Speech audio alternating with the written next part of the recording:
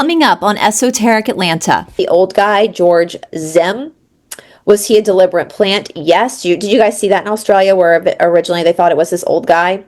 Yeah, because he's like, I did it. And yeah, and then they found lots of fun things on his phone. Exactly. So that was lovely. And apparently he's been at other events where things have happened. Yeah. I'm trying to watch my words. I was about to say a word that I know would definitely get us in trouble, but okay. So Joe says, so he actually works for these people or is connected to them in some way. Answer, yes. And was Tyler actually in the area at that time of day? No.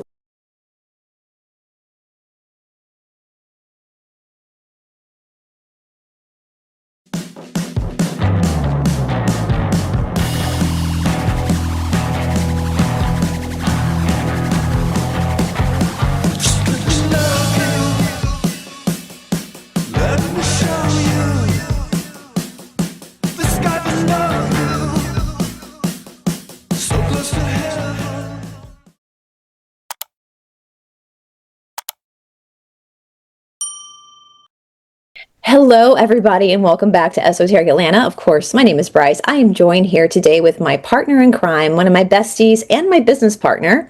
Although I don't really feel like it's a business. I feel like we're just doing our dharma over at Fusion Body Studio and Empowered Spirit Healing on YouTube. I'll put all Paula's links down in the description box below, and of course, a link to Fusion Body Studio. How are you doing today, Paula?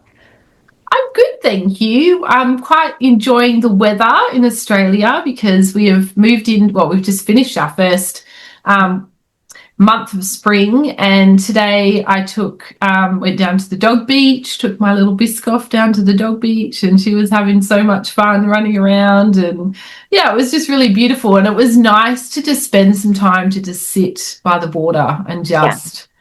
Yeah, I felt really refreshed when I came back, and then I got back into stress mum mode, so it didn't last very long. But it was nice while it lasted. Just a few seconds of peace, just a few seconds of peace. Well, for our audience, it's been quite a crazy September, you guys, and we knew it was going to be. And I know we're in October now. It's October 2nd of us filming this. But if you guys know, Tamara told us September was going to be hectic and October is going to be pretty hectic as well. And you guys know we had some really big events that happened, or one real big event that happened in September. I still have to watch my words, you guys. I know that YouTube is supposed to be relenting a little bit, but we still have to be a little bit careful. And so, of course, we're talking about Charlie Kirk and his unaliving. And yeah, it's crazy. I mean, I knew he was I knew he's super famous here in America. I didn't realize how famous he was in other countries, and it's been a wild how all these countries I mean, it's wild in a good way, like how all these countries have responded to what happened to him, because he's basically us. He was just it was just free speech, right? He was just debating. You said Paul, in Australia, people were doing vigils, correct? In New Zealand, they definitely were. I mean, they even, the Maoris did their traditional haka dance for him. And I mean, that's, wow. Yeah. Mm-hmm. Which shows us that the world is we are really waking up to the fact that it's not about country versus country. Mm-hmm. And that's the most beautiful thing that I think has come of this whole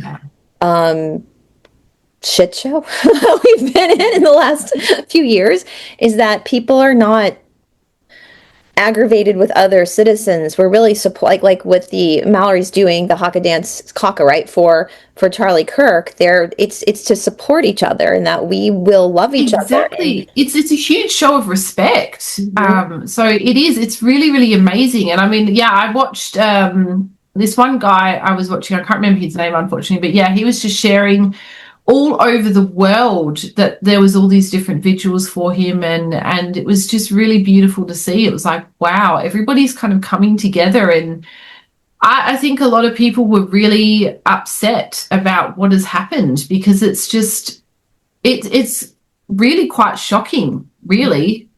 Yeah. It's the JFK, it's the Martin Luther King Jr. of our generation. And I want to say for you guys, like, before we're going to look at the Cassiopeians, what the Cassiopeians had to say about it, I just want to remind the people out there that even if you believe that Charlie is actually alive, which I don't, and we're going to see what the Cassiopeians have to say about it. Even if his unaliving was faked, I want you to understand that if it was faked, it was done so by the bad guys. Because trauma changes the brain. And so to do that in front of people and to keep it on social media and to spread it around the world is going to change brain chemistry. We know this from the 3-letter agency that starts with a C, and their project that starts with an M and ends with an ultra. Kind of speaking in code, if you guys know what I'm saying. Like, we know from their files, from studying what was happening in the camps over in Germany, what they were learning about human brains, and when they're exposed to that much trauma, they become more susceptible. And so if it was faked, it wasn't done so by the good guys. Because the video stayed up on social media for a long time. It wasn't censored. There was no warning, nothing. Yeah. So I believe he is not alive. I think this was an absolute setup by the bad guys. And so I really want the truthers out there to use some critical thinking skills. Mm-hmm. If it's faked, they're not going to do that. They're not going to do it that way. Because it's going to cause trauma. If it was the good guys, I think they would be doing things in a completely different way. I mean, I'm assuming he is unalived as well.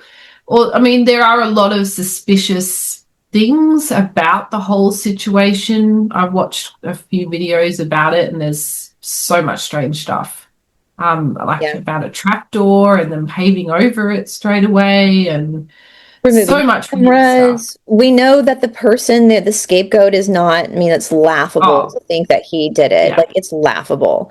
And how you feel about Candace Owens? Like, she's doing a lot of work, and she is working overtime right now. Yeah, I agree. I think that the country that shall not be named, because we're on YouTube, I think you guys know which country I'm talking about. That starts with an I. I think that they're behind this, because I do believe that he was pulling away.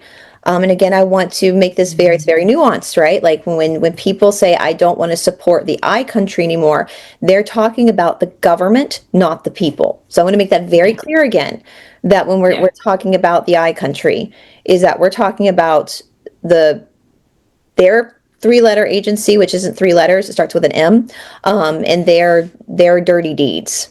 And so, but anyway, with that being said, guys, I'm going to go ahead, unless there's anything else you want to say about that, Paula. Yeah, no, I'm very interested. I don't know. I haven't read the article yet, so I don't know what they say. So it's going to be very interesting. Todd read it. I have not. Okay. He's been. Also, you haven't read it either. No, he's been incredibly disappointed in these last few readings. As I said in the video that dropped yesterday, if you guys follow Todd over at The Confused Wanderer, I'm going to link it down below. He is doing a pretty thorough breakdown on the Law of One, because he wants to get to the Cassiopeians and he wants to get to Laura. And so he is going to be dropping some tea about this situation.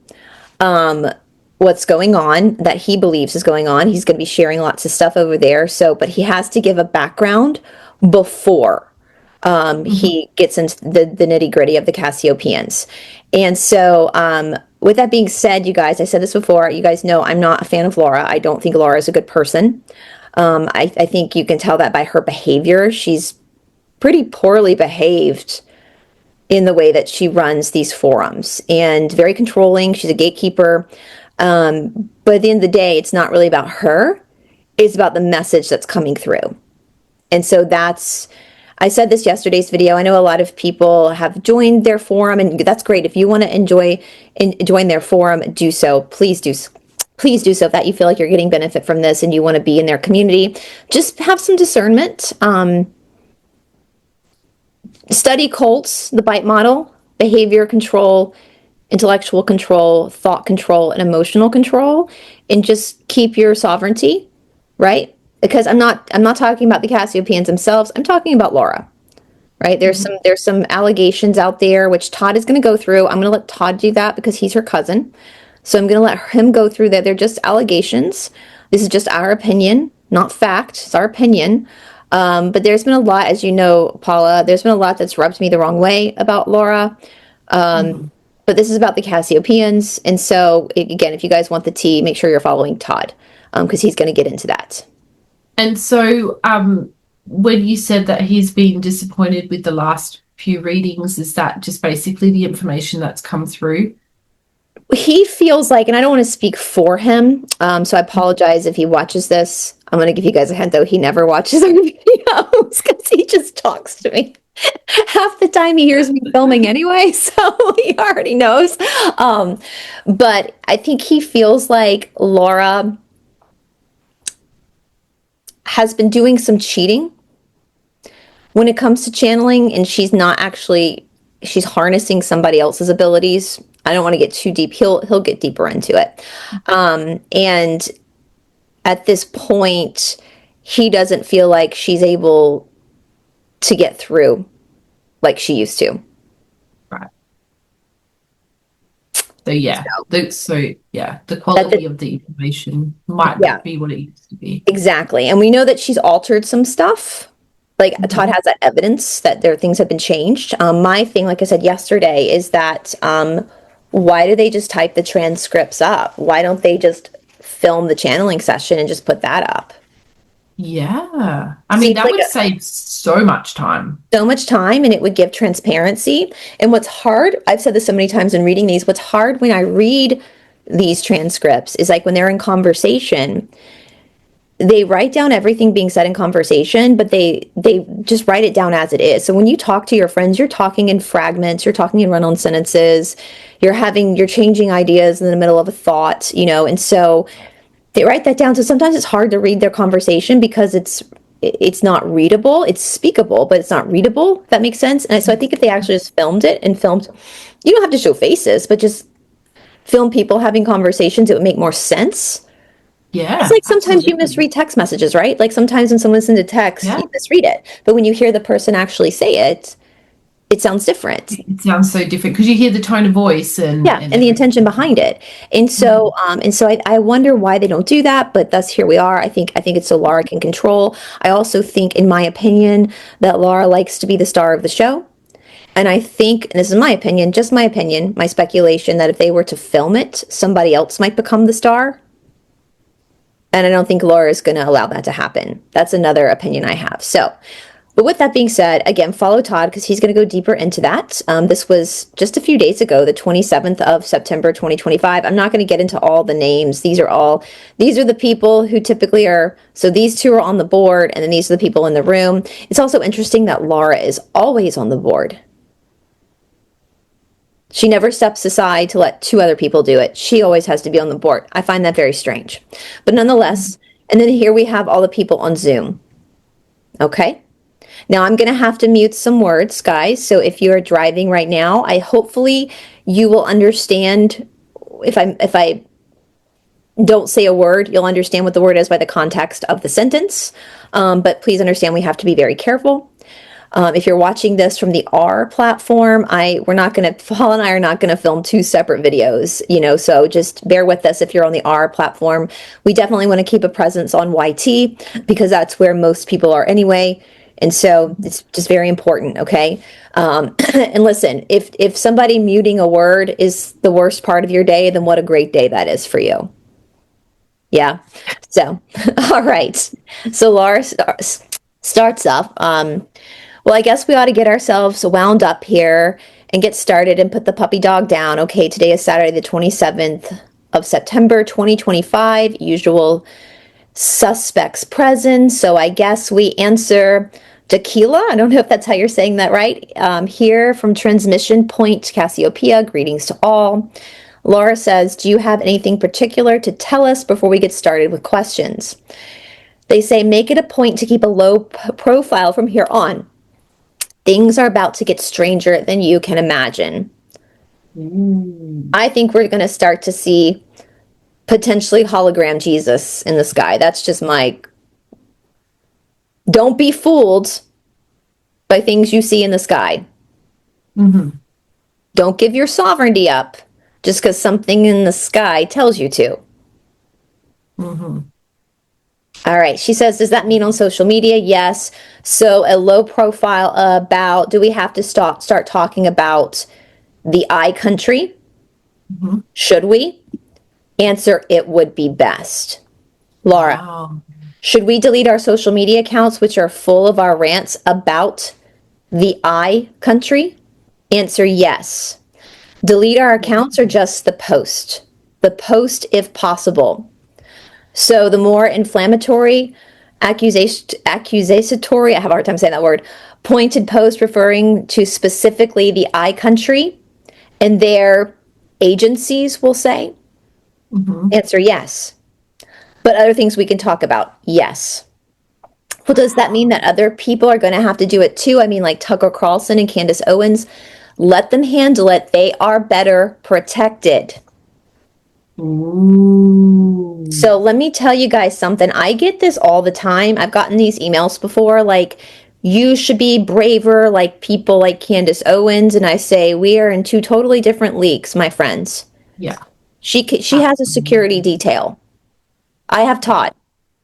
And Ravi, don't forget about Ravi. That's it. Like, I'm in my house. Like, in your case, knowledge protects. So that's what they're saying. And so I ask you guys, like, so many people have expected us just to sacrifice ourselves because we're on YouTube with no consideration of our own safety. And there are certain things that we have to be careful about because we don't have, as the Cassiopean said, some people like Tucker Carlson and Candace Owens have security.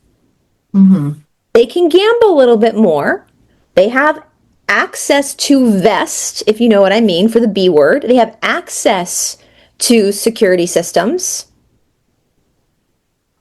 I don't. Me either.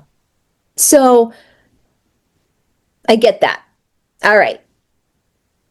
Joe says, is our form okay for posting whatever we want? Answer, yet, just not public. What about SOTT that's loaded with, and I don't know what SOTT is. Do you know what that is, Paula? It's probably another forum. I am not familiar with that. So I'm assuming it's another form that they have. So they say, yes, that's okay. So Chu says SOTT, it's okay. So it's individual. I guess it means like a group collective. Yeah, okay. So individuals can be targeted. Well, before we get onto these other questions, I know everybody's dying for the 64,000 question to be asked, but I had a couple of questions on my mind this afternoon that I wanted to ask. And if I don't ask them now, I won't get to. I was thinking about people who are involved in a close way, let's say with organic portals. I mean, a spouse or a close friend or a child or whatever. What I was wondering is when a soul person dies and they were married to an OP, can they look down on Earth and their former partners or whatever and tell that they are OPs? I mean, do they look different or seem different in any way? Yes to both. So I've already had that question answered for me too. For OPs, so for those guys, people who don't know, an OP is an organic portal. An organic portal, 50% of humans are organic portals. They don't have their upper chakras. They basically they haven't earned their full soul yet. What we've learned is what they've tried to do is skip the line. These are souls who made agreements with the Lizzies to go from first density all the way to third, skipping second density. And the problem is you can't do that. So they're going to go through this whole third density cycle as an organic portal and then have to go right back to first again. Wow. So organic portal, so it came out a few years ago, I believe, where they determined that 50% of the human population does not have an internal dialogue, which was wild to me when that came out. Like, you just don't sit and think about things. Like, you don't self-reflect. Like, you don't lay in bed at night staring at the ceiling, going over everything you did in the third grade. Like, you don't. And there are 50% of people that just go from one task to the next without actually having any type of internal dialogue. I can't imagine that. Mine doesn't shut up. Mine doesn't either. I'm like, you can have some mind because mine's an overdrive. Yeah. And mine's giving me an anxiety disorder. Like, Yeah, exactly. So you can have some of mine. So these are most likely OPs. They don't have their upper chakras, they just have the lower chakras. So what happens is they agree to skip the line. They think they're going to get to skip second density, but as they're here on Earth, they're called organic portals because they're able to host Lizzies because they don't have all their chakras. So Lizzies can use them to mess with souled people.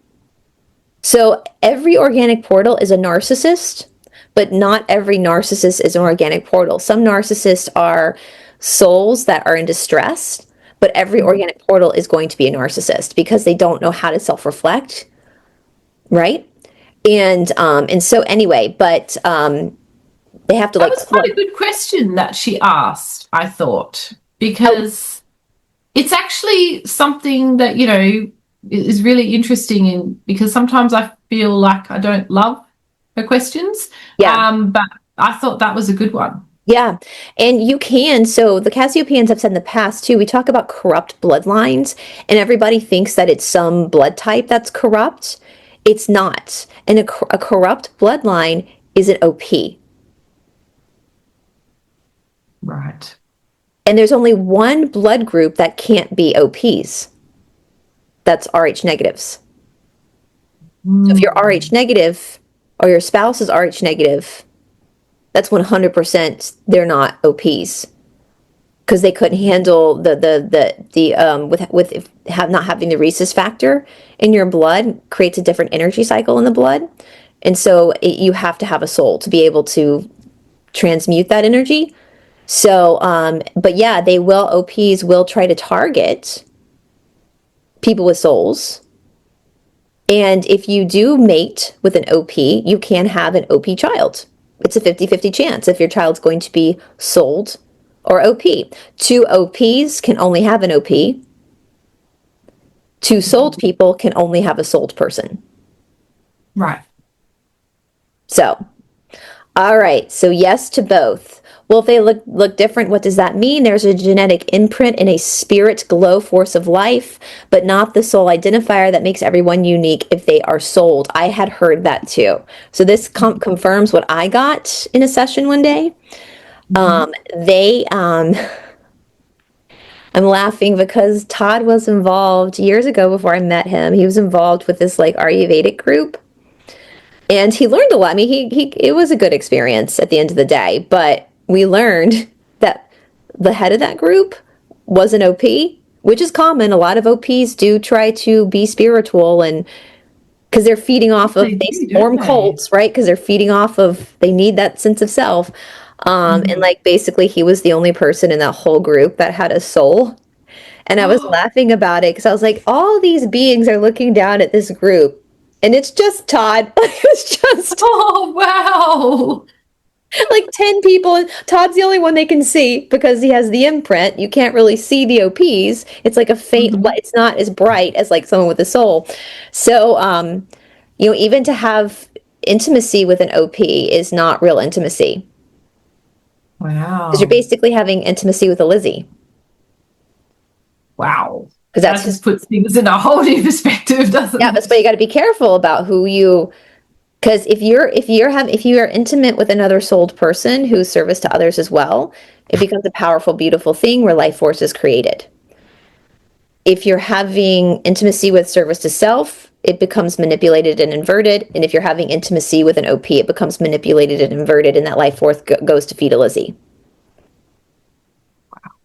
Isn't that fascinating? It really, you just got to be very careful about who you're, you know, people are going to go on a date with somebody and be like, first question, do you have an internal dialogue? Yeah. Please tell me you have an anxiety disorder, because at least I know that you're sold. That you got a soul. Yeah. So who knew that having an anxiety disorder would be we need a new dating app. And we need one for organic for soul people. Yeah. Because so if you have an anxiety disorder, wear it as a badge of honor. Silver lining, right? At least I have a soul. So, well, do pets have Wow. identifiers with soul and identifiers of humans, or do they just have the genetic thing in life force? Many pets and other non-human creatures have soul imprints. Yes, this is what we heard as well. So, like my dog Ravi, I'm sure he doesn't mind if I use him. We have learned that Ravi is in his last incarnation in second density. So his Wow. next incarnation will be in third density. Sorry, buddy. I apologize for that. So next life he will come back in human form with a veil. Now, what happens, like my dog, like if you, most animals that end up in your house as like your quote unquote pets are typically on their second to last life or last life before, because the purpose of second density, you come into second density with the lower three chakras. And all through the cycle of second density, which is the longest cycle, you're developing the upper chakras that bring you self-awareness. That's like the point of third density is choice. The point of second density is self-awareness, developing free will. So like animals, most animals work off of instinct only, which you can say instinct maybe isn't free will. We have instinct too, and when you just react, like, something takes over, right? Yeah. But when animals get to the point like Ravi, like a lot of you guys watching, I'm sure Biscoff might be the same way, they have their little personalities. They do. Like they have their own personalities and they start to know their name. So they start to identify themselves by a name. They're not just part of a group or a pack. They've individuated, which in the wild, they're in that pack, right? And so when the animal comes in second density, there is a chain they go up from like a wild animal or a reptile, and they slowly start to get close to animals that like a horse or a dog or a cat that's domesticated in with a family. And your job, like for us as third density beings, we develop our consciousness to go into the next by being enveloped by fourth density. So we feel the love of God, we feel the love of angels, we feel the love of our guides, we start to pray and talk to a higher density. Well, we are that enveloper for second density. Just like fourth density envelops us in love, or the Lizzies in destruction, but the fourth density service to others envelops us with love. We as third density souled people, most people who have pets, we envelop our animals with love. We truly love. I mean, I don't know many people who don't just love their animals, and their animals are part of their family. They're definitely part of the family. Yeah, you would do anything for your dog or your cat. You check on them, and they give you love in return, but it's different. They can't serve you in return the way that you serve them. Like it's the simple act. Like Ravi has a box of toys here, and it's right beside my desk. And sometimes he gets frustrated because he tries to get the toy out that he wants, but he can't quite get it, and so he'll start barking at it or howling at it. And we'll come in, like he gets frustrated like a kid and we'll get it out for him. So that's a service to others act for Ravi, is to go and help him, like you're helping a toddler tie a shoe or something, get the toy out that he wants. And like Ravi, for example, I've told this story many times, he would do this thing where he does this thing where he boops us with his snout. He just and then just boops us and like bats his eyes at you. And we couldn't figure out what he was doing for a long time. My boyfriend figured out he was kissing us because he felt us kiss him. And he knew it was a sign of affection, and so he does it back. He doesn't quite know what it is because he's not licking us. It's his nose. He just feels this pressure. So he's learning how to show love in return in his free will, critical thinking, because he's developed those upper chakras. And so in this last life, like Ravi can be stubborn sometimes. So even though Ravi is trained in a certain way, he definitely shows his free will, especially with Todd. He challenges Todd a lot. It's quite funny. Really? Yeah. That's so funny. So, and a lot of pet owners get frustrated with that, but it's literally he is experimenting with free will in a safe environment. So when your dog gets stubborn, just know that they feel safe to be able to experiment with their individual free will before they have to go into third density where they only really have free will and no safety net. That's so fascinating. So I am curious though, what about the theory that you have like one pet with you that might pass away and then come reincarnate again, like the same soul. Like they call it a familiar. Yeah, Ravi has been with Todd before. We found out through one of his dogs, Brandy. Okay. Because yeah. Oh no, sorry. I was just going to say the dog that we lost just before maybe 6 months before we got Biscoff. Coco, her name was. She was a beautiful dog, and Biscoff reminds me a lot of Coco, even though they're completely different dogs, different breeds of dogs. But yeah, she does. She reminds me a lot of Coco and has some of her traits that she had. They will, because the animal cycle, the second is way longer than the human cycle, so they can come through as a soul agreement with you for many different of their lifetimes as a second density. We found out that Ravi my boyfriend had a dog named Brandy, who she passed away when with Todd's first trip to India. So when he was like in his early 20s, and he had a dream that night. She came to him that night in his dream, and then he found out she had passed away. Well, then we found out that her soul kept reincarnating over in India in the street dogs to come back to Todd through Ravi, with Ravi. No way. So it's a full circle, right? She was with Todd in the United States. He was in India when she passed away. She came in his dream. Her soul came back to India, lived a few lives because there's shorter lifespans in India, and then came into Todd as Ravi, back to Todd again. Wow. So they can do that. That can happen. So you're not crazy if you think you've had the same soul, the same dog through multiple dogs like that. You're not crazy. That does happen. And just remember again that our lifespan is a lot longer. We spend third density. Oh, speaking of Ravi, I think he just farted. So if you see my face, the older he gets, the more gassy he becomes, like a typical man. Right? So like, you know, our third density is the shortest cycle of them all because it's the one without the veil, so it's the most stressful for the soul. Second density is the longest, so that does happen a lot. So for Ravi and probably Biscoff, and for many people watching right now, your dogs, your cats, your horses might have more of an imprint and a glow and a more soul than some humans do. Wow. They have more because they have more soul than organic portals because they didn't jump the line. They have gone through their second density cycle. And so that is why you sometimes people feel more love for an animal than they will for like a human in their life. And it might just be that soul connection that, you know, that animal has all 7 chakras within the body. Ravi has all 7 chakras. So at that time, like we can tell when Ravi gets his feelings hurt, like wild animals might not have that capacity yet because they're still developing that wisdom to understand that nuance, but we can tell Ravi does. They get jealous, right? Animals can get jealous. Oh my gosh. Yeah. Biscoff gets jealous of Millie. Yes. She wants all the attention for herself. Right. So they get jealous. So they don't so they start to develop those human shadow sides as well. Mm-hmm. And patient, I find, like, especially Millie, she is so patient with Scarlett. Like, she could bite her and scratch her if she wanted to. She tolerates so much. And I'm like, wow, this is like the most crazy cat I've ever met. She's so good. I laugh because even we were at the DOGPARK. I have to spell that, not because of YouTube, but because of Ravi. He knows that word. Yeah.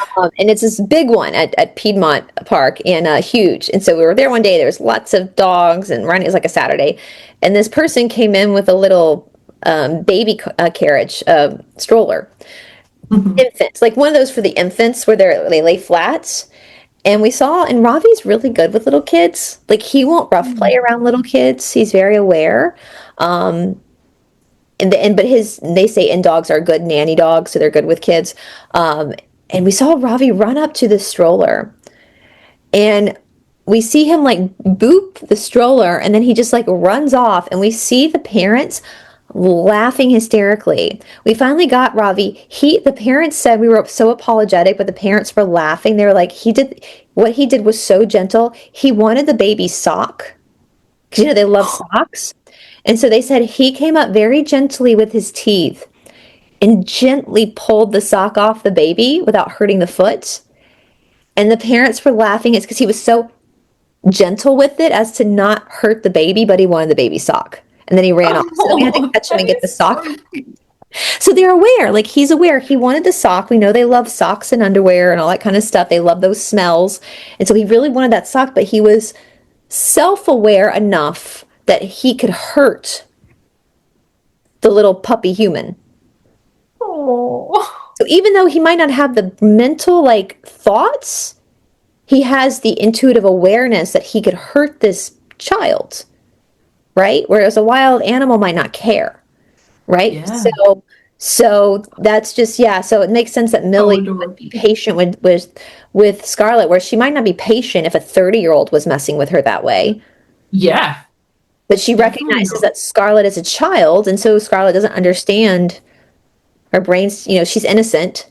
So any discomfort Millie goes through, it's not because Scarlett was being mean, it's just she's a child. So Millie has more patience for her.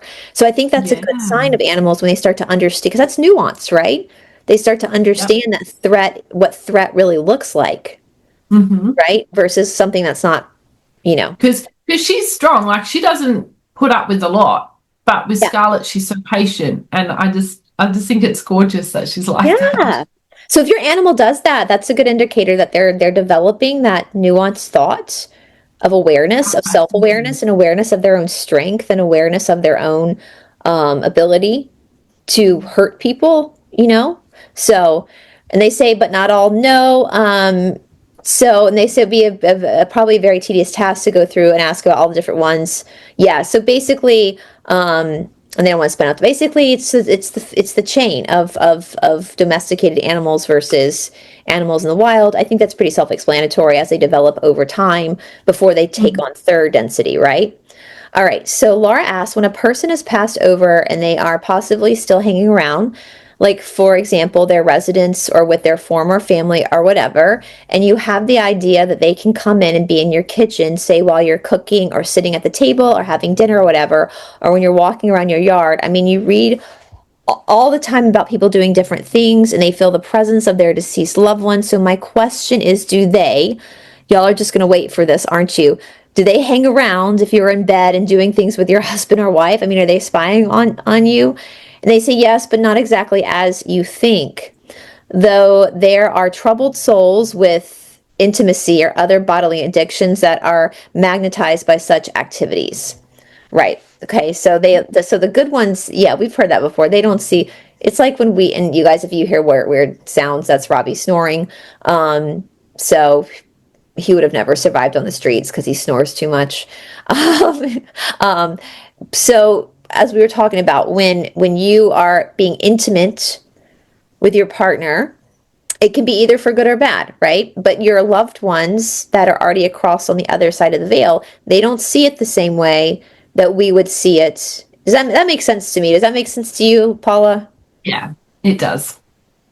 So if you're saying you are having an adult beverage or doing adult fun activities or having intimacy of any kind, I suppose somebody could be addicted to running. And if you're running, yes. So, and we know that with attachments. You know that with quantum healing, right, Paula, that sometimes disembodied spirits, we ghost. God, Robbie's being so loud. It's not a demon, guys. That's literally him snoring. So all these spirits that have not gone into the light, that are just still hanging around, because we have that choice to hang around if we want to or not, from what I understand, they kind of get attracted, just like attracts like, in your own physical body, you're attracted to people who like the same things you like, correct? So it's kind of the same thing. I mean, maybe if you want to speak a little bit on that, since you do quantum healing tomorrow. I just called you Tamara. Paula. It's early here, guys, in Atlanta, Georgia. Do you want to speak on that, Paula, since you do quantum healing?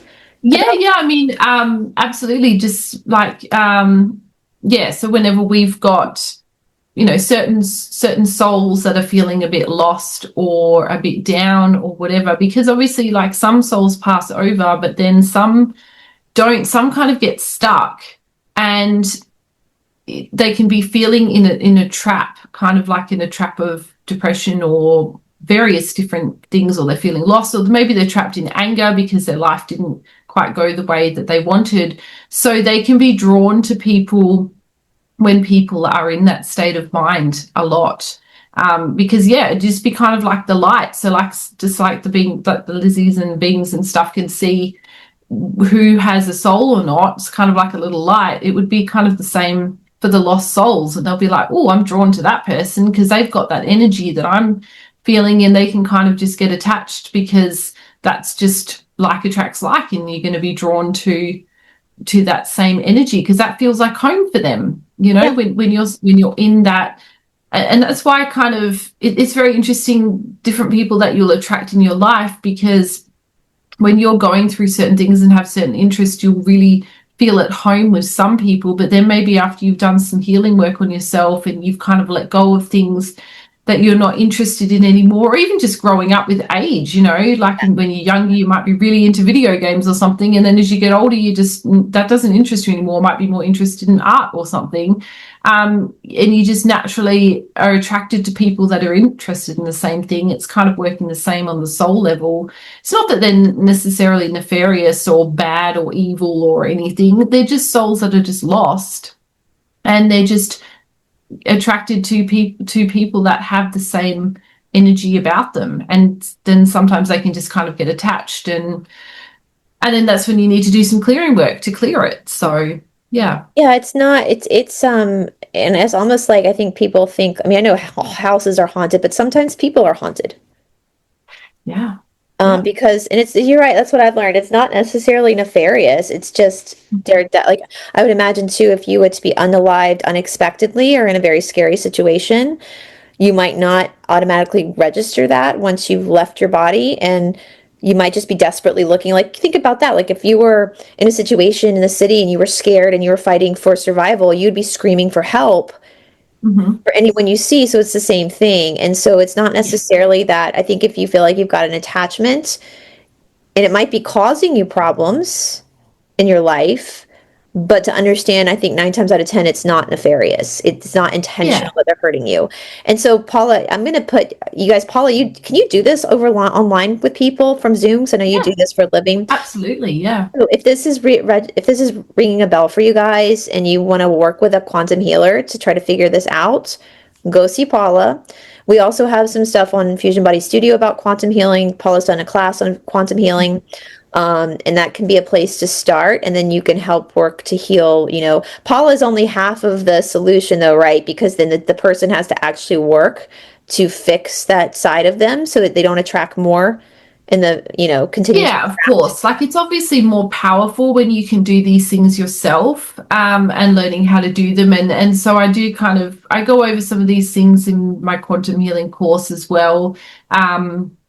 The entity attachments is kind of more like one of the more advanced kind of things, but doing any of this people, like, even like just people don't want to do it themselves. They want to just go to a provider.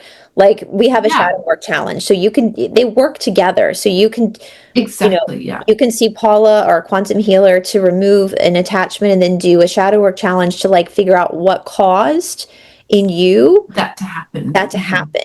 And understanding that that's not bad, that we all have a shadow side, all of us. Oh, absolutely. We just walk down the street and we attach things to us. It's just part of everyday life. It's not anything necessarily. It's not there's something wrong with you. It's just that these are just things that we pick up. And so just learning how to just generally clear your aura and clear yourself is very, very helpful. And I also have some helpful meditations for free on my YouTube channel. I've got like a little cord cutting one. I've got a spiritual protection one. I've got two different ones. And then I've also got chakra clearing that goes through all your different chakras. And I've got one on clearing your aura as well. So there's lots on there to help you with any of that. Or you can also have a session with me as well. So it's a never ending, as I say, so you're never alone. It's a jungle out there. Yes. And you guys, so with that being said, we're going to pause to take a break from our sponsors, which happens to be us, Paula and myself. And as you guys know, in Fusion Body Studio, we have all the quantum stuff in the workshops and all that kind of stuff. That's the $40 tier where you get all the workshops, all this interesting philosophy and theory on top of the physical work. If you just want to do the physical work, that's $25 a month. We have an at-home fitness boutique, basically, where I have designed all these different workouts to kind of not only make you physically fit, but also work you out spiritually as well. And we have a whole section on weight loss now. We just did a big class on different weight loss things around that. And we also have Todd just opened up a new yoga drills. He's going to be doing way more videos for us as well, for the men out there. And so pause for 1 second, guys, so you can see a clip of our brand new yoga drills video with Todd. And again, if you we'll use his code, shall we? We'll use AYA20. So if you decide you want to be a part of Fusion Body Studio, if you're really interested in this stuff, you can use at checkout in the description box, you can use code AYA20. That stands for Ashtanga Yoga Atlanta, Todd Shala, AYA20, at checkout for 20% off your first 6 months with us, which were already pretty cheap. I mean, literally tier 1 is the price of a drop-in, 1-day drop-in for a yoga class. And you get so much for at least 4 new workouts a month. They catalog up in the library, and on top of the workshops too, and the chanting courses if you do the $40 tier. And you also get, Paula, we also give people the first 7 days for free. So you have a week to try it and really work the system to see if you like what we have to offer. And if you like it and you want to stay with us, great. You got 20% off your first 6 months on top of an already cheap price. If you don't like it after 7 days, you just cancel, and it's no big deal. And so hold on 1 second, guys, and you can get a sneak peek at our newest video. Friends, we have got a brand new video over on Fusion Body Studio with senior teacher Todd Roderick. This is a Yoga Strong yoga drills video, all levels, 30 minutes. In this video, senior teacher Todd Roderick takes people through particular movements that should help empower you in your yoga practice. Even though Todd is an Ashtanga practitioner and teacher, these yoga drills are good for any type of lineage. These yoga drills can also help with any other form of movement, as in these drills, Todd is mainly focusing on movement in the core and in the hips, making sure the hips and the core stay nice and strong. Todd himself has been a dedicated student of Ashtanga Yoga since 1995, and he is the most experienced Ashtanga teacher in the southeastern United States. Beginning in 1997, Todd started his journey over into Mysore, India, to study at the Ashtanga Yoga Research Institute.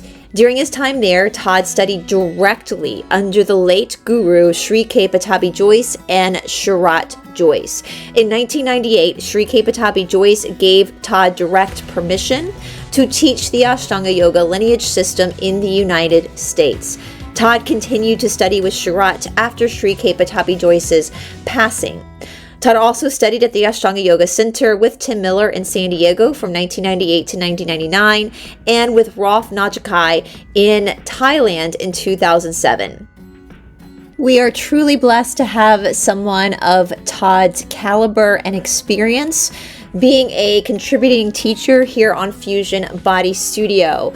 So if you would like to practice with Todd on Fusion Body Studio, you can enter discount code AYA20 at checkout. AYA20, that stands for Ashtanga Yoga Atlanta. Todd Shala here in Atlanta, Georgia, one of the busiest shalas in the whole southeastern United States. So if you enter discount code AYA20 at checkout for Fusion Body Studio, you will get 20% off your tuition at Fusion Body Studio for the next 6 months. On top of that, you get 7 days of a free trial before your credit card is charged.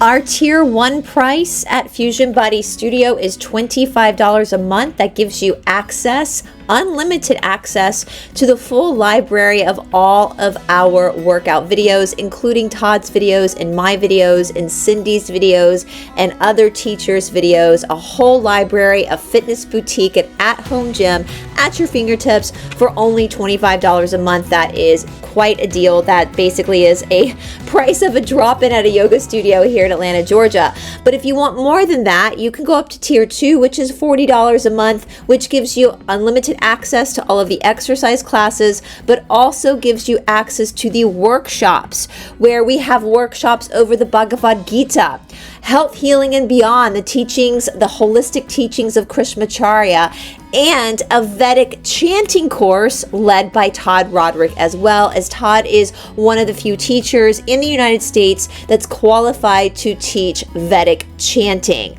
With already low prices and a 20% discount on top of that by using code AYA20, you cannot go wrong with this deal. And we look forward to seeing you over on Fusion Body Studio, where you have the opportunity, the unique opportunity to practice daily with master teachers from all over the world.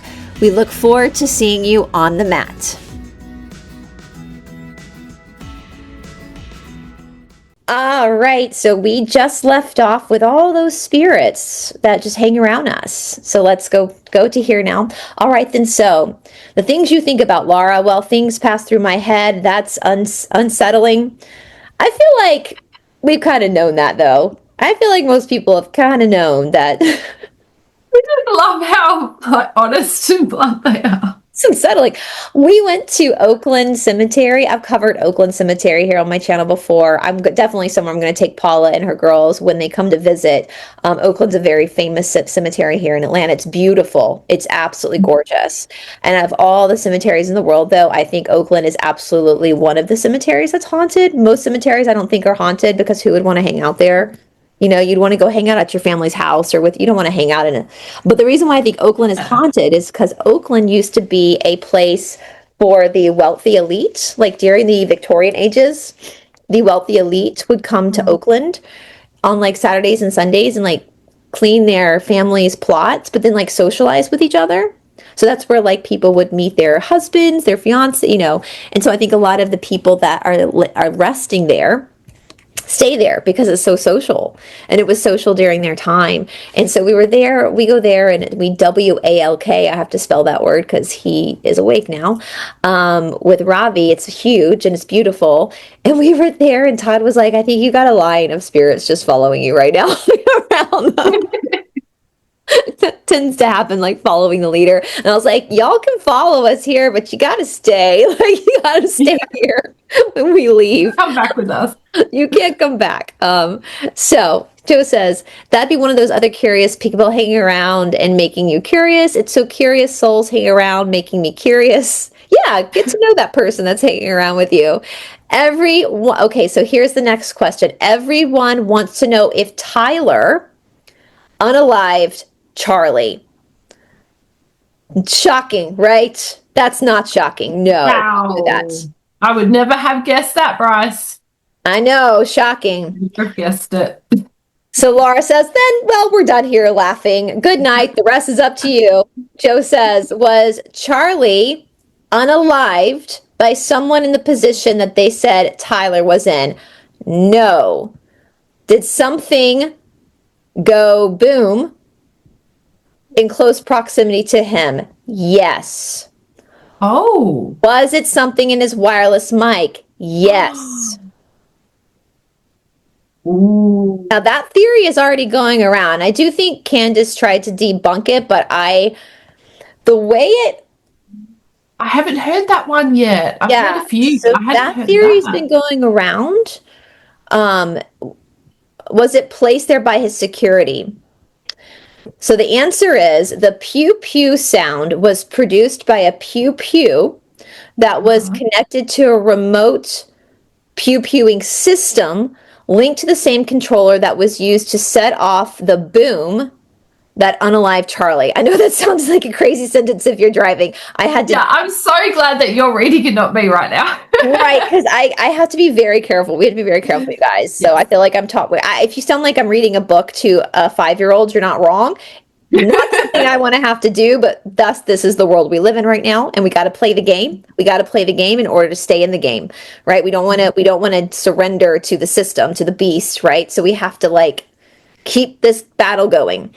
This was meant to provide a distraction for agents to remove incriminating evidence from the area around Charlie. So we saw that happen, right? They were removing stuff, cleaning stuff up. We knew it was an inside job.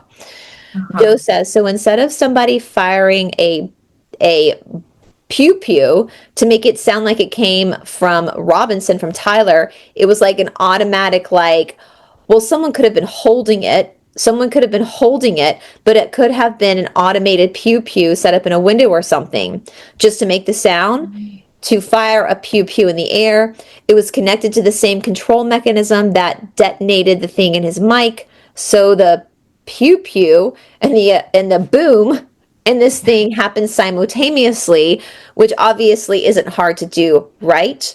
Right. And they said it was meant to provide a distraction for the agents to remove incriminating evidence from around Charlie. I don't really get that. I get that. I don't. Do you get that? Like, they made it sound like it was like it was over there, because everybody will be looking over there. Everybody will turn. Yeah. When it actually went off at the same time, and so the agents can come in. Some other person showed a security agent giving a hand signal. I don't know, guys. Yes. Don't start conspiracy. I saw that. I don't know what the hand signal. I'm just acting it out. That was the same hand signal with Trump as well, and like the same guy. And they were going to the military, so they signaled something. And so when the sound went off, everybody turned and was panicked and freaking out. We all know what that sounds like. The agents, the security team, could run in like they're getting Charlie, but clean up the evidence. That makes sense to me. That's what I get from that. Is that what you get from that? Yeah. Paula? Okay. Yeah, that's what. And they said it was meant to provide a distractions to remove evidence from around the area around Charlie. I don't really get that, but that means some of the guys who responded to the table were suspect, were part of it as people suspect, but not in the way that so the device that was used, it didn't create any visible damages to his chest areas. You thought that would have, well, we didn't see his chest. That's a good point. Laura didn't make, we only saw here. We didn't actually see the chest. Yeah. If it's sent, but you would have thought that if it was some kind of a boom, it would very quickly cause bleeding on his shirt or whatever, bleed through, right? But this was very quick. I don't know, though, because we know they have very sophisticated technology. So if it was like a lapel, like a body mic, it could have been triggered just to particularly go in an area. And that could also explain why there was no thing found from the pew pew. Yeah. Because, sorry, I don't know if I can use that word or not. Well, they've used, I don't think we could, they've talked to hunters. And again, guys, people like Candace Owens, just to remind you guys, that some of these bigger networks can use these words because they're registered as media. Paul and I are not registered as media. We can't be, I don't want to be registered as media because that means we have to pay a lot in liability insurances. And it's just for me, for my life, it's just easier to use the fake words to get the point across, because you guys can read on the screen what's actually being said, and you can also, from the content of the sentence, figure out what we're saying. So the B word that comes from a pew pew, the pew pew that they're saying was responsible. A lot of hunters have come forward and said that that's not the type of damage that does. There would have been blowback. So it would have been way bigger than what actually happened. People created the story, it was the miracle of God that it stayed it is because He's the Iron Man. No, it was because it was the lapel. It was an actual technology that was not a pew pew. So you got to be very careful. I know we all want to believe in miracles, and miracles do happen. That is very true. Human life is a miracle, but this is a very strategic military operation. Yeah. So, Laura says, if it's in a projectile, let's see, it was on the right side in his left coronary artery. So if it was here and it sent something up to boom, it could have just gone, not very deep. The wound we saw in him in the video, that was the exit wound. Yeah, so it came from the opposite then. It was probably like a boom mic. Or if it was tied around him, I know we're looking at microphones for fusion bodies. So I'm trying to think of all the different. So there are some you see, and I would have to look to see. I know he had like his actual microphone, but sometimes they have like earpieces in. You see it. And I understand why that is because there's so much noise so they can communicate. You see rock stars wear earpieces so they can hear over the crowd. So it could have Yeah. been, I don't know. He was strapped up. There were things that were not weird to be on him at a public speaking event. That obviously is how they got him. All right. So this is more advanced version of what the I country did to the L country last year. Oh, yeah. So it was effectively a B, a pew pew B within the microphone case. Not a B exactly. Okay, some kind of projectile. A projectile? Yes. And the people who made this, did they test it on someone beforehand, on dummies? Mannequins. Question. And is this just the amorphous transnation oh, let me careful. Okay, is this just the basically same group? You guys can look at this sentence as you need to. Basically, he's asking, is this the same group of people that we've been struggling with? Is that who we are talking about that's behind this within the U.S. working in the I country's interest in the American corrupt state interest? Is that who is behind this, more or less? So same guys, same people. We know that. That's pretty obvious, right?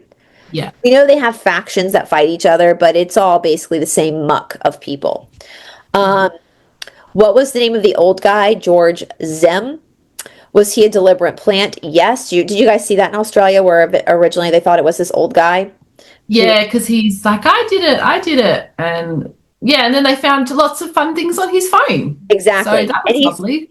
And apparently he's been at other events where things have happened. Yeah. I'm trying to watch my words. I was about to say a word that I know would definitely get us in trouble, but okay.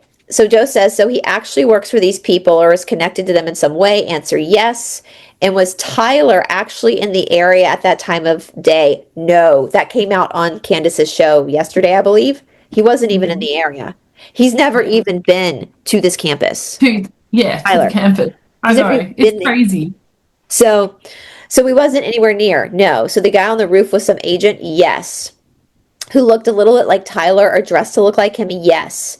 And the automatic remote pew pew system for the pew pew that pew pewed the pew shot was in the general area or that kind of roof was, I suppose. Yes. Guys, if you can't understand this stuff, please, if you're in your car, go back because it's on the screen. The actual words are on the screen. But the guy on the roof didn't pew pew? No. But he was probably holding one. Yes. Seems like they had him on the roof just as a distraction. Yeah. To make it look like the story, to go along with the story. Yeah. Tyler was targeted to be the scapegoat, so they made him look like this kid who, bless his heart, had no idea. Yeah. Could you imagine? Like you're just at home minding your own business. The next thing you know, you've got the government at your door. I mean, yeah. Wow. But do you think, I wonder if he was involved at all, or do you think he was just completely... I think more is going to come out. I mean, I don't know what else they're going to say. I think his family's part of some type of... Something. I think that happens a lot. Yeah. Right? And I think that they targeted him for a reason. Maybe he has had some mental health issues. I think sometimes they do that so you can blame it on their mental health issues. I don't know. I guess more will come out, but he's innocent. He didn't do this. So no, definitely not. So do we want to ask the main motive? Yeah. Are we correct in assuming that getting rid of Charlie wasn't the primary motive because of the way it was done, that it could have been taken out any other that it could have been taken out any other? Hold on. Yes, we are correct in assuming, yes, are we correct in assuming that getting rid of Charlie Kirk wasn't the primary motive because of the way it was done, that it could have been taken out any other more?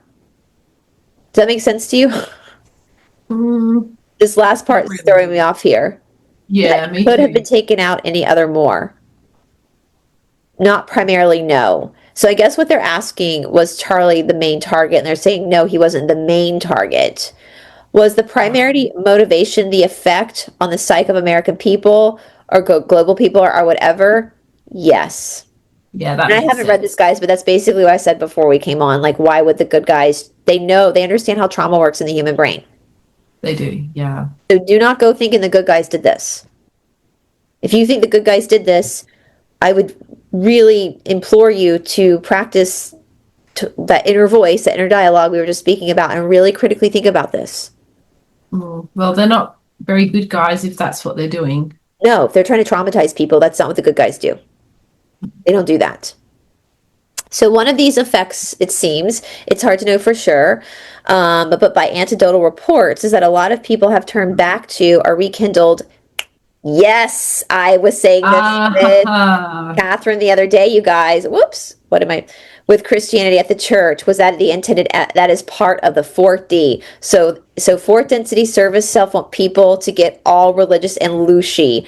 Absolutely. I'm so proud of myself, Paula. Yes, you figured that out. I You called did. that. I was You talking to did. people offline being like, oh my God, Todd even said that it hit me like I was telling you, like a bolt of lightning, like prativa, flash of illumination. I went to Todd. Todd was like, no shit, that's what they're doing. He's like, no, that's what they were doing. So the extreme leftists were a decoy. They made the extreme left so goofy that it pushed And it was people just right. ridiculous. Yeah. It pushed people right into the booby trap. And, Wow. so many people are so caught up with Revelation in the Bible, how it talks about how it'll be inverted, like good will be bad and bad will be good. But you guys, they wrote Revelation. They wrote the script. Yeah. This is just their movie playing out. Their movie playing out. And so that hit me like I was like, oh my God. They made the left so extremely goofy that majority of people swung right and it pushed people into religion. And we know that the one world government wants one world religion. What do you think that one world religion is going to be? Christianity. Sorry, can I just pause for 1 second? Yeah. Biscuit often's got a toy under the couch and she will bark until I get it, girl. Get it, girl. It's a really low couch, so it's like really hard to get. Like, please don't put it under there again. So the Cassiopeian said mostly, but we aware there are some people that turn to religion and do not become a part of the feeding machine. And we've said that before, mechanism, that there are Christians that are able to consider themselves Christians, but they don't get all giddy about creating violence towards people who aren't. There are some good people that don't. They have a moral compass. But some people become so religious that they lose their moral compass. So they're just good Christians doing the right thing because, let's face it, Christianity and religions in many respects have a benefit effect on society if it's done right. Yes, but it's so seldom done right. Okay, so those are a minority. In the last session, they said, I think I asked if the program change was planned to be the assassination of Mr. T. That didn't happen. If they had another one planned, another program change, in the last session, they had an upcoming. Was that the Charlie Kirk assassination? Yes. Laura, I forgot about that. It's funny. Laura forgets about things a lot, but she also tells people she has a photographic memory and has read 10,000 books.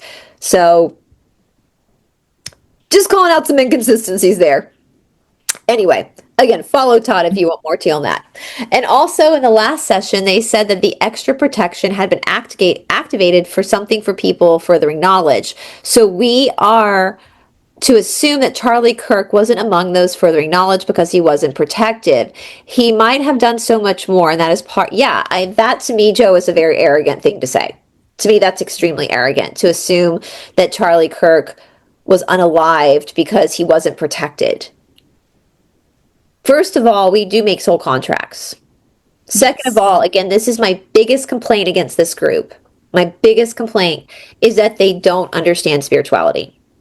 They don't understand. They have very, very limited knowledge on spirituality, and it's very easy. The foundation of spirituality, the kindergarten level, is Prakriti and Purusha. Nature and soul are not the same thing. Nature is created by the soul for an experience, so the soul can refine itself. So therefore, when we lose our lives, in a lot of cases, it's our soul's plan to exit at that time. It's sad, it's wrong. There are so many different nuances to this, but just because somebody is gone doesn't mean that they weren't protected. And to pretend that they weren't because somehow you're better, because, I think sometimes they think that furthering knowledge means are learning conspiracies, but that's bullshit. And again, Todd's going to get more into that. Conspiracies are only supposed to instigate you, wake you up to then self-reflect, right? Because we're never going to know everything. We're not in the density of knowing. And then you get into this weird junk conspiracy cul-de-sac where you get to a point where you don't know what's a real conspiracy and what isn't, because we know there are fake conspiracies out there too that are meant to mind control you, right? And so I think this group has done so much analytical study of conspiracies, but that's not furthering knowledge. Furthering knowledge is going within and understanding that this life, we don't want to be haphazard with life. We want to preserve life at all costs, but we also have to have that surrender that we're not going to to want immortal life in this body, to want that is service to self. Because you don't have faith at that point, right? That there is an end game and plan. Your soul knows. Your soul is totally content with when its exit is, because your soul knows all, right? It's just the ego and the mind that gets attached to life. So basically, the C's are kind of correcting and saying that he would have done so much more. He was actually doing a lot to help people free themselves.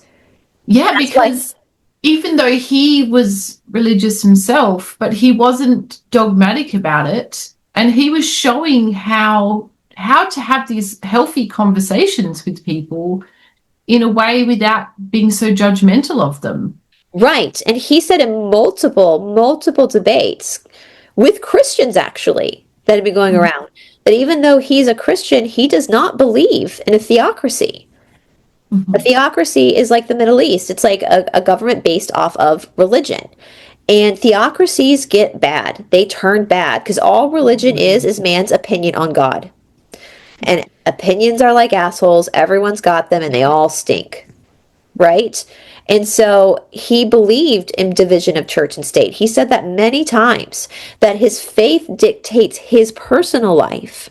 But when it comes to the Constitution, to be a constitutionalist, which is what I am, means that you honor other people's freedoms. And we have the freedom of religion in this country. So you cannot implement Christian theology into the United States government, because we are not. They're trying to change this narrative, rewrite history. We are not a Christian nation. The United States has never been a Christian nation. Our founding fathers acknowledged a creator, a God, but they didn't specify it as the Abrahamic God, because they had just come over from Europe where people were burning each other at the stakes over the same religion, over flavors of the same religion. And so they said, you know what? And it was all through the monarchies, right? The government, theocracies. So it said, you know what? We're going to give people a chance to believe whatever they want to believe. Government's not going to tell you what to believe. Just don't hurt people with your beliefs. You're fine. And Second Amendment. An amazing opportunity that they did that. Exactly. But now, because of this New World Order coming in through the conservative right, the extreme conservative right, now that we know that, they've clarified that, the Cassiopeans have, we've got this false narrative, this rewriting of history that America is a Christian nation. It's not. Never has been. Doesn't mean that our founding fathers weren't Christian. Doesn't mean that our sitting presidents haven't been Christian. But your personal views on religion should not affect the way you govern a free people. Because the free people are your boss, not God. God is with you in your walk in this world. And so Charlie was really pushing that. Even though he was a very conservative Christian, he was really speaking out against some of these more extreme rightist beliefs, especially with the I country. Towards the end of his life, he did not think America should be in bed with the I country. Which is why right after it happened, I know we're going to get to not Netanyahu, but right after it happened, Netanyahu was all over the media. Yeah, wasn't he? And I tell you, Paul, I don't know if I said this to you. I know it was shocking. I think it was on one of Candace Owens' videos. She showed a clip of Netanyahu being interviewed by one of our big news. I think it was Fox News here. Correct me if I'm wrong in the comment section, where the reporter asked him, there's a lot of people saying that they think you're behind this. Can you respond? And instead of just responding by saying, no, I'm not, or something like that, he started talking about the Holocaust. Like, how dare you accuse us because of and it's like, what? These are two separate issues. The Holocaust does not excuse you from your own behavior. Both are bad. Did a lot of dancing around, and then responding to this letter and all of this kind of stuff, and saying how he'd invited him over, and it was just a lot of weird stuff, isn't it? It was weird. It was, and I believe he's totally behind it, because I think, I'll say it one time, I think we need to be very aware of Zionist. I'll say that one time.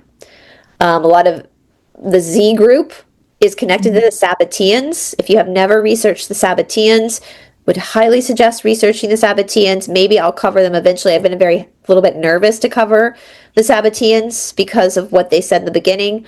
That's kind of dangerous to talk about them. I feel way more comfortable talking about the Undergrounders than I do the Sabbateans.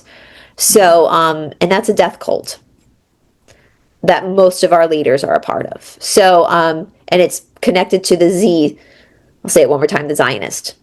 So, all right. So Laura says, so, well, I guess you know what they just told us a while ago, that knowledge protects, and they are giving us information that could be protective. And Charlie Kirk didn't have that kind of view of the world yet. He was only just really starting, I think, to wake up to what was really going on. I mean, he was really beautiful young man, and he was sincere, and he was honest, and he was principled, which came out from his refusal to be bought out and told what to say and who to have on his show and so forth. And that on itself, I think, couldn't be tolerated, those forces. So, for example, Benjamin Netanyahu, was he aware of the plot to unalive Charlie? Yes. Duh, we knew that. He's read in on these things, and people's instincts was to call him up for it. Yeah, but there's also a positive element to this, in the sense that a lot of people are becoming more curious. Ultimately, yes, indeed. And we're starting to see, someone brought up a really good point with everything that Candace Owens is doing. And I'm not saying that Candace Owens is right about everything, but she's really calling out the I country. Yep. And her displeasure with us being connected to them governmentally doesn't mean, and that's where Christians get confused, you can protect Jewish people and love Jewish people and help the citizens without being okay with the government. And what's happening is we're also seeing who the shills are. A lot of these content creators on the right, a lot of people I follow, who are now absolutely, without a shadow of a doubt, without any thought, defending Netanyahu, without even looking into it and towing the line, we're now being able to discern who is legitimately concerned about maintaining constitutional rights and freedom for the Americans, and who isn't, who's being paid by... So it's all being exposed. All being exposed now. That's why you never take payments, guys. I'm doing this being out there. Paul and I were talking about this before. When I'm as poor as I've been severely punished for putting my channel up. But I'm going to keep going. I can't be bought. And so I'm at this point, I'm relieved that I don't have to say a lie, because I've been paid off. I'd rather be poor and sleep well at night, because there are a lot of truthers who have been bought, who are probably having a hard time sleeping right now, because it's going to come out. It's going to come out. Okay, so they said in the past that a Batman movie that was released in 2012-ish, which had references to Sandy Hook pew-pewing in the movie, even though it came out beforehand, was an instance of the cosmic mind sending many clues ahead of time. With the Charlie Kirk unaliving, there's a 1998 Hollywood movie called Snake Eyes that has loads of similarities with the Kirk assassination. Was this another instance of that? Yes, there are many such instances. I actually think, I don't know if I told you this, Paul, I think we watched Snake Eyes the other night.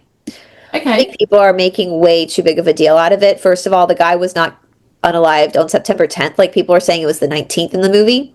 There's only really two similarities to it. Okay. So even though they're similars, I don't think it's because it said September 10th on the billboard or something at the very beginning of the movie, apparently. Oh, yeah, because it was the 19th of September, and he was... Right. The only similarity is where it happened, the name of the guy, and the scapegoat guy. Right. That's it. Joe, is Erika Kirk legitimate? A bit shady. Notice her current behavior. Right, but she wasn't a part or aware of the plot to kill Charlie. I shouldn't have said this. I disagree with them. And as I've said many times before, we know that Laura does change these transcripts sometimes. So I would like to see the original recording of this because I think she was absolutely behind it. 100% behind it. I think she is an undergrounder. I think that she is a high priestess. We talked about this in our Reiki video, which I'll tag down below, where Jennifer even brought up the way she placed her hands. I haven't seen any real emotion coming from her, any real grief. There's been no tears. They're crocodile tears. And now I've been watching some of Turning Point stuff now, which I never did before. And she's on it all the time, like giddy and laughing, like, girl, your spouse passed away unexpectedly 3 weeks ago. You got 2 small children. Yeah, I know you would not be. And people are like, oh, her Christian faith is so strong. It doesn't matter. You'd still be mourning your husband. I know somebody who unexpectedly lost her husband just recently, and it was very, very quick. This was completely unexpected. And man, she didn't even work for the first couple of weeks. And when I've seen her, you can see the sorrow in her. She's broken from this. Yeah. And Erika Kirk is certainly not broken, is she? Yeah. She's giddy. It's just, and well, because I did end up watching her speech afterwards, because when we did the Reiki one, I was the only person who hadn't watched it. But I literally felt nothing when I watched it. And that's unusual for me because I'm such an empathetic person. Like, I really feel things, and I just felt nothing. And her eyes really threw me off, but also just what she was saying, it felt so fake when she was talking about her relationship, because it just felt like it all just sounded too good to be true. It was, and that was a bit of a trigger for me, because I was just like, that's not what relationships are like. It was very performative. Yeah. I would not have been able to do that if it were Todd. I would not have been able to go on stage at all. I would not have been able, even if it was a small funeral, I wouldn't be able to speak. There's no way I could do that. It's just too hard when you love somebody so much and you've just shared a life. Oh my gosh. And you've got 2 children now, like small babies. And I know like most of our people agreed with us, and for the ones who don't agree with, you're welcome to your opinion, but it's kind of comical because look all over social media. We are not the only people that were like, that was black magic. Black magic. Yeah. That was not okay. So many people are being like, and nobody even had a batted an eye over Erika Kirk before this, but immediately, instantaneously, people were like, oh no, she's in on it. Like instantaneously. And it's pretty comical that we can see it clearly for what it is now. So I'm questioning this. I would like to see the original transcripts, because we know that Laura changes some things. Again, we have that evidence, we have those receipts, that proof, which Todd will be showing on his channel, The Confused Wanderer. Once again, for those who are new here, the reason why Todd is going to be taking over this task is because he is way more familiar with the Cassiopeans than I am, because he's been studying them for a long time, the Law of One. He has a deeper personal relationship with this work, more so than I do, and Laura is his cousin. And as I said yesterday, Laura has kind of shot herself in the foot, right? Because she glorifies her family line so much, like her family line is so special, descendants of Sir Thomas More, all that kind of stuff, and how great they are. And whenever somebody pushes back with Laura, whenever someone challenges her, she immediately calls them an OP. Immediately. So be prepared, she might call us OPs. I'm totally laughable prepared for that. It's not going to stop me from speaking out. I know I'm not an OP. Yeah, we'll say like it's water off a duck's back. Yeah. Because we know who we are. I know I'm not, and I'm going to keep calling out inconsistencies when I see them, and I'm going to keep calling out bad behavior when I see it, because it makes everybody in the spiritual world culpable if we don't say, "Hey, this is not okay." The way you're running your form like a cult, and information you're giving isn't accurate when it comes to spirituality. And so Todd, though, because he is of her family line, she can't call him an OP, can she? Because she already spoke. She's already blown so much smoke about her family bloodline and how special her family bloodline is. Yeah. She can't call him an OP because he's her cousin. So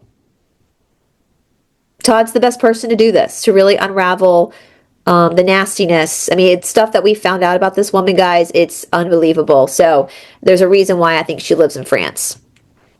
And it's not because her husband's European. Let's just put it that way.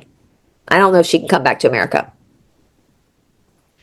So anyway, I know you've got to get off soon, but I just wanted to, I'm going to skip. Well, actually. Oh, well, I think this bit might be interesting. Yeah. All right. So Laura says, I mean, are all of y'all kind of keeping an eye on Twitter where they show her repeatedly in different situations? I mean, not just the rally after the unaliving of Charlie, but taking over the whole that's Turning Point USA. And I mean, if you're not aware of it, the question is not for you, but my question to all of you is, can any of you imagine yourself in her situation acting as she is acting? I mean, really try to put yourself in her shoes. Anybody? I guess not. So I couldn't imagine it. We were just saying that, Paula. No, not at all. I mean, she's got 2 little babies, and she's already putting up on a show.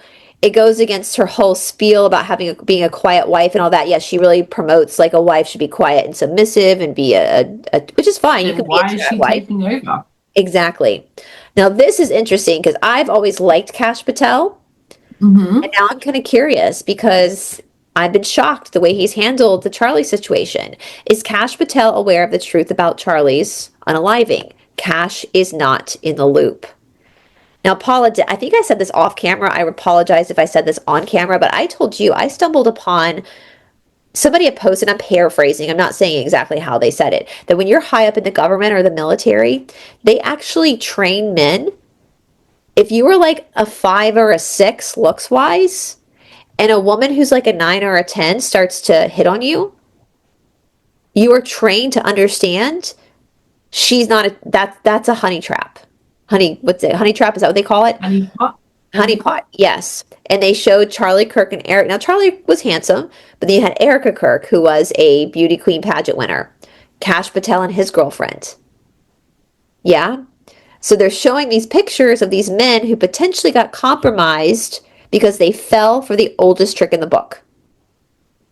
And I believe, correct me if I'm wrong, but I do believe Kash Patel's girlfriend is from Israel.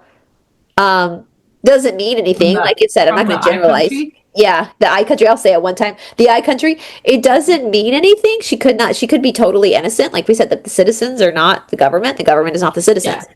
But it just is interesting. But it's just interesting to note. Yeah. Yes. This is what you said earlier. Did you say that? He said something like that several days ago. He was joking. Oh, here's Kash finding out what the FBI was told, but he's learning like the rest of us what the FBI said. He's on camera going, sorry, I can't tell you any of that because they won't let me. They won't give me information. That's bad, you guys, because he's head of the FBI. He's the boss. Yeah. So why aren't they giving him information? That's weird. Yeah. Aren't you the director? Yeah, I'm kind of new. These people who've been here for a long time and they've kind of run the show and I'm just the knob. Laughter. Yeah, he got out there and found out just who the director was. If you don't have the other outside connections, you're never going to get inside. I'm sure everybody has seen that happen in the corporate environment of any kind of job where somebody new comes along. Is the governor of Utah in the loop on this issue? Partly. I guess that's why they did it in that state. It's like Stepford. Why is that area, at least from what Candace is finding, the whole place? Yes, Utah is beautiful. And I apologize. We've got some awesome Mormons and ex-Mormons on this show, on this community, but I think they could probably chime in more on this. This is a Mormon state.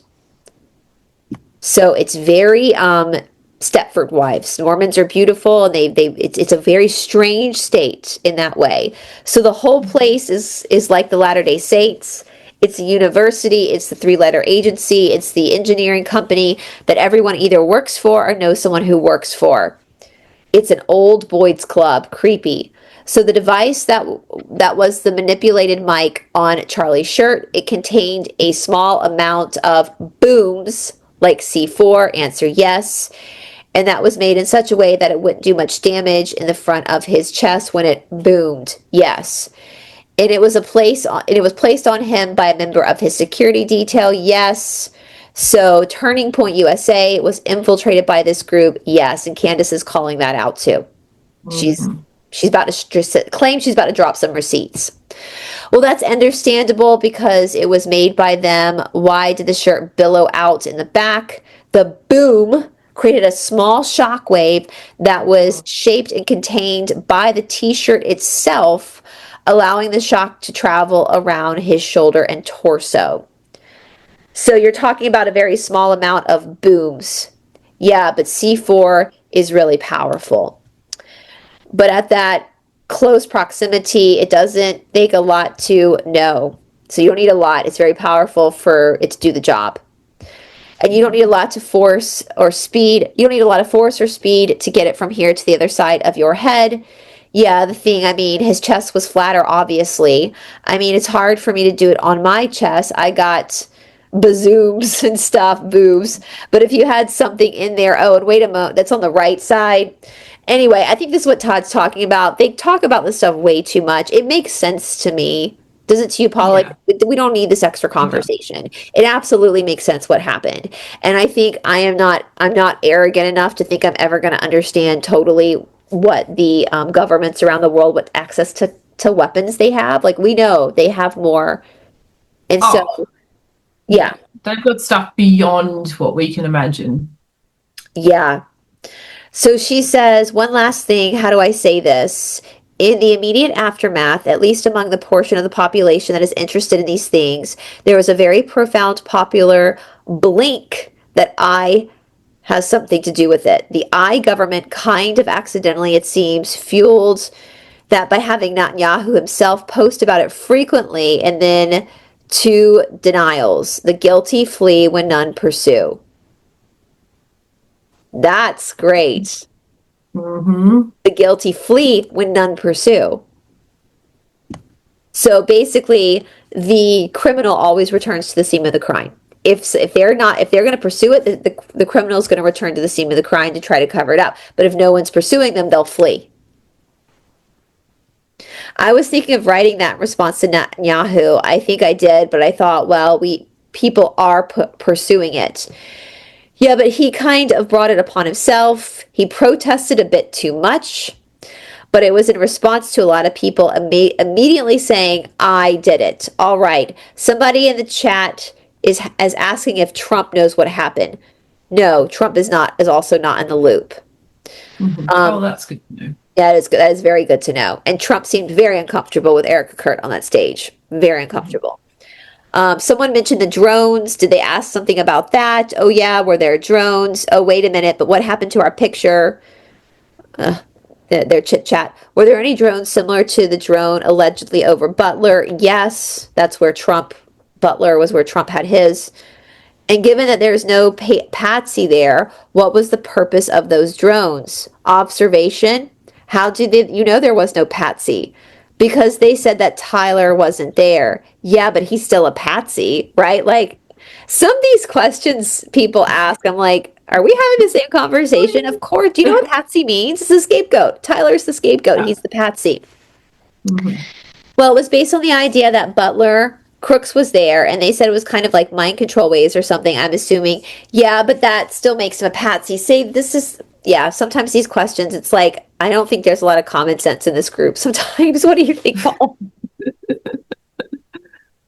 I think sometimes my mom used to say that sometimes people could be so academically smart, book smart, that they have no common sense, no street smarts. And I think we see that happen a lot in these, because like those of us with street smarts are like, same. Like whether he was there or not, he's still a patsy. Same. Yeah, right. That's right. I know you have to leave soon, so let's just, Yes. and I'll tag this down below, guys, if you want to, read this yourself. So let's see. Okay. Well, they said it was observation, but maybe they're saying something different. Was there a patsy at Charlie Kirk's? Yes, indirectly they created him, but he was on this. Yeah. So they're basically still arguing over the idea. We know Tyler's a patsy. We don't have to debate that, right? Yeah, it's pretty obvious. At Was least he? I think so. Oh, that's interesting. Was he supposed to be? Their answer, yes. Did he just not go for some reason? Yes. So they had to rush a substitute in. Something like that. There was a lot more videos than they would like. It was all getting very messy in the public mind, and something must be done. So he was supposed to be there, but he just didn't go. He went to Dairy Queen instead. Do you know what Dairy Queen is, Paula? Don't know. It's an ice cream shop for those that don't know. He went and got an ice cream. Makes you kind of like this kid, right? Like, I'll go get it. Like, he was like, I'm gonna go get I'm gonna go to uni today. I'm just gonna get some ice cream. Go get some ice cream or college. Sorry, you guys call it college. Yeah. Something must be done. Doesn't sound good. They're gonna unalive him. I mean, it's not like the JFK assassination. No. I mean, it is, but it isn't because people were so naive and innocent. They believed everything, but they've used the same playbook so many times, and then things have come out. And yeah, so basically, we don't believe the government anymore. This is interesting. Well, on that point, what percentage of the population in America suspect the official story about Charlie Kirk's assassination is not the truth? Over 70%. Wow. That is amazing. The bad guys are like shitting their pants right now, aren't they? Because they keep trying the same playbooks. People just don't get it, that we know they're lying. So, let's see. Well, I really have to run now. I'm sorry. I know. So why don't we end it there, guys? I'm going to place this down below. There's more stuff down here. There is some more interesting stuff to look at, so I think it'll be worthwhile. Yeah, so I'm going to put this down below so you guys can read it for yourself. And maybe that's for the best, because scanning this over, like I said, this is my first time looking at it. There seems to be a lot of interesting stuff coming up that we really can't talk about on YT anyway without using silly words. So I would highly suggest that I'm going to link this below so that you can go and read this. If you click the link, it'll take you directly to this particular reading so that you can read it for yourself. Okay, you guys? And as always, thank you, Paula, for joining me. I know you got to go get your daughter, but guys, join us over on Fusion Body. We have so much fun, and there's all the quantum healing there. And I just wanted to add that we've got this huge weight loss section now to help people. We've got lots of different classes. I've created a very special meditation that has binaural beats in it, which help to get you into the meditative state, and it's got different frequencies to help with weight loss, to help with your metabolism and things like that. And it's great. And we've also got we've got the book about the doshas, about the different doshas, and I'm planning on making up a little, I just haven't gotten around to it yet, but I will make up a little kind of like food diary that people can print off and just track what they're eating and how they're feeling afterwards, because that's a really great way to help you lose weight. I find if you start writing down what you're eating, it's all of a sudden, because you're being accountable, it's like all of a sudden you just start being a bit more careful about what you're eating, because you don't want to write down that you ate a chocolate bar for lunch. You want to write down that you ate a salad. Yeah, well, it helps you have a healthier relationship with your food, because you're starting to actually pay attention to how food is making you feel. And just because something is labeled as healthy doesn't mean it's healthy for you. And only you can really know that by how you feel. And so that gives you a self-study. So anyway, guys, well, on October 11th, which is our live class we have, Todd is actually going to be doing that. We're not going to be doing a live physical exercise. It's going to be a chanting exercise class with Todd. And so if you're very excited about, I know. Some of our students have already emailed me saying they're so excited. Todd is a master chanter, which is very rare to have in the West. He is highly qualified. He's very humble, but he's highly qualified in this particular form of chanting, Vedic chanting. So we hope to see you guys over on Fusion Body Studio. All right, Paula, until next time, have a good day, guys. Bye, everybody. Yeah.